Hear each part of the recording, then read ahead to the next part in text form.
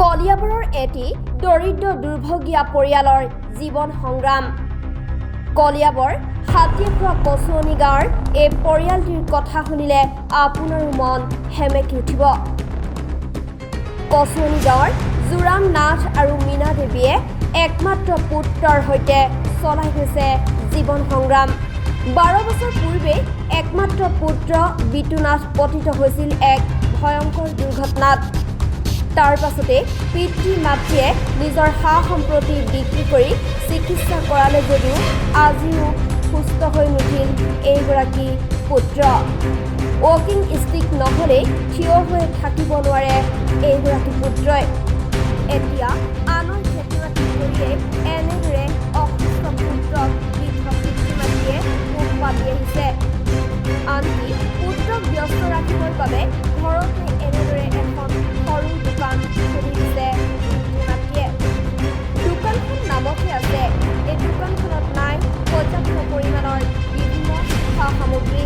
এই দোকানখনত আছে মাত্ৰ 5 কেজি চাউল, 8 কেজি দালি, কেইটামান মিঠাতেলৰ বটল আৰু কেইটামান চিপছৰ পেকেট। এনেদৰে এখন সৰু দোকান খুলি জীৱন নিৰ্বাহ কৰিছে এই পৰিয়ালে।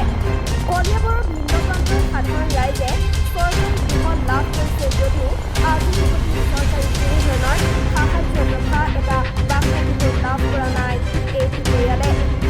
উপায়ুক্ত হৈ সংবাদ মাধ্যমৰ যোগেদি কলিয়াবৰৰ বিধায়ক তথা মন্ত্ৰী কেশৱ মহন্তক এটি চৰকাৰী ঘৰ আৰু কিছু আৰ্থিক সাহায্য বিচাৰি এনেদৰেই সংবাদ মাধ্যমৰ আগত অনুৰোধ জনাইছে পৰিয়ালৰ লোকে।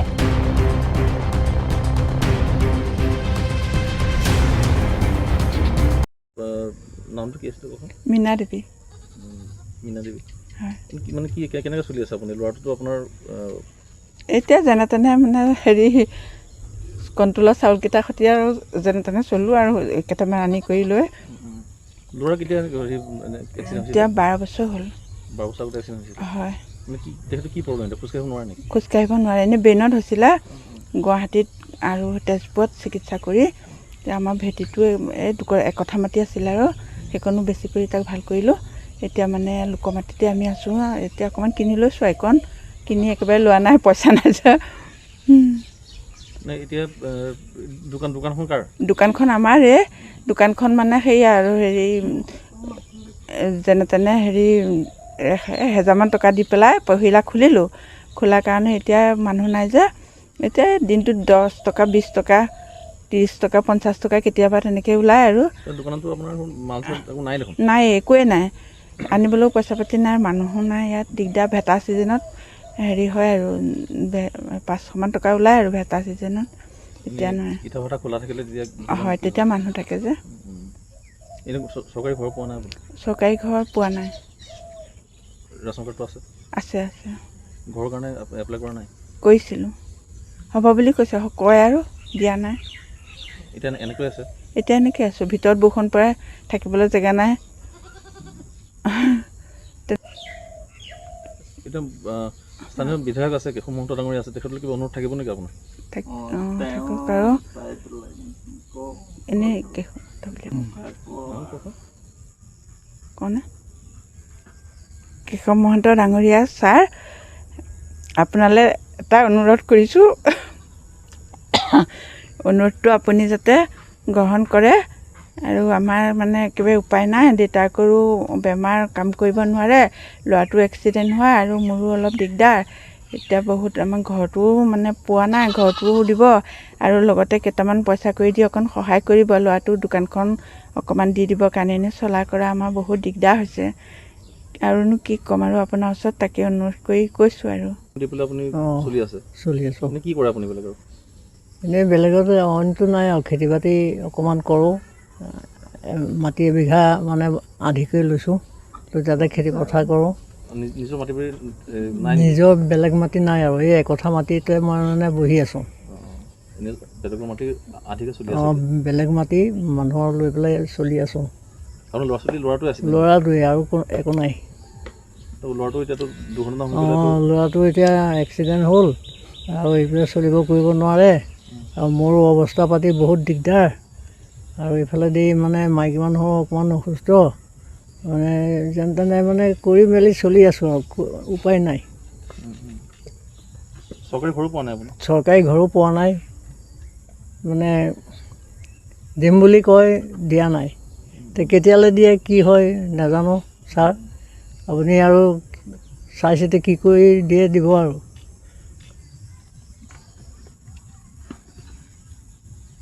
কেশৱ মহন্তলৈ কিবা অনুৰোধ থাকিব নেকি আপোনালোকৰ? অনুৰোধ মানে অইনটো নহয় আৰু মানে এই তেওঁ চাই পেলাই আৰু মহন্তই কি কৰে কৰিব, কিবা এটা দিলে আমি মানে সুখী হ'ম। বিশেষ মানে ঘৰটো মানে হ'লে আৰু ইমান এটা চিন্তা কৰা নাই, তথাপিতো দোকানখনৰ কাৰণেও অকণমান চিন্তা কৰিছোঁ আৰু ঘৰটোৰ কাৰণেও অকণমান চিন্তা কৰিছোঁ। আপুনি ঘৰটো আৰু দোকানখনৰ কাৰণে কিবা এটা সহায় কৰিলে ভাল পাওঁ আৰু। নামটো কি তোমাৰ? মোৰ নাম হৈছে বিতুনাথ। মানে এক্সিডেণ্ট হৈছিলে ন?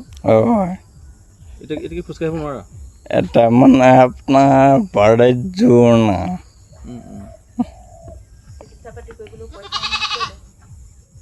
এতিয়া দোকানখন তুমি চলাই আছা? হয়, দোকানখন মই চলাই আছোঁ, কিন্তু এয়া আৰু বিক্ৰী পাতি কম। একদম গাঁৱৰ মানে একদম পথাৰৰ মাজত দোকান? হয়, কোনো মানুহে নাই আনি পেলাই। এতিয়া অহা যোৱা কৰিবলৈ ৰাস্তাটোও বেয়া।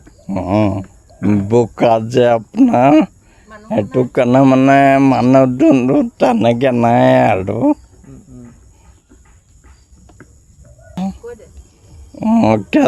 তাৰা কৈছোঁ যাতে দোকানখনটো দেখিছেই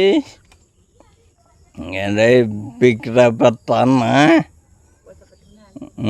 পইচাও নাই, সেইকাৰণে